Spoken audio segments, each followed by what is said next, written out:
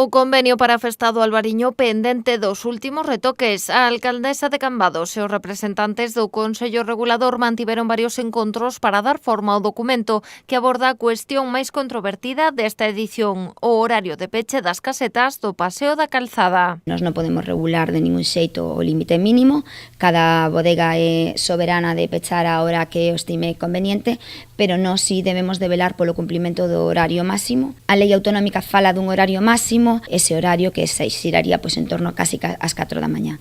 Pero bueno, eso sería xa cada bodega a que tería liberdade para pechar no horario que estime conveniente. Ademais de recompilar os actos que xa son tradiciones no marco da festa, unha das novidades que contempla o convenio é a celebración dunha recepción oficial no Concello dos gañadores do concurso da Festa do Albariño. Deses viños premiados para facerlle pois un pouco máis de promoción e publicidade deses viños e para que nos conten tamén como é o día despois, non, do Albariño, unha vez recibido ese premio, como ven, de que maneira ven, si é un feito positivo, que non sabemos que si o é, pero queremos escoitalo da súa propia voz. Concello e Consello Regulador tamén acordaron que nesta edición as copas terán un talo máis curto para evitar roturas, e aínda que descoñecemos o seu nome, xa se sabe que este ano unha muller será encargada de dar o pregón inaugural da festa.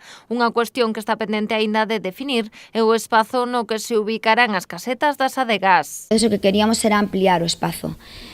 Para facer esa ampliación de espazo necesitamos pois un técnico que avale o carril que está de circulación, que sabedes que ese carril normalmente se pecha o tráfico, pois sería para colocar nese carril a segunda fila de stands. Estamos á espera dese informe para que nos digan se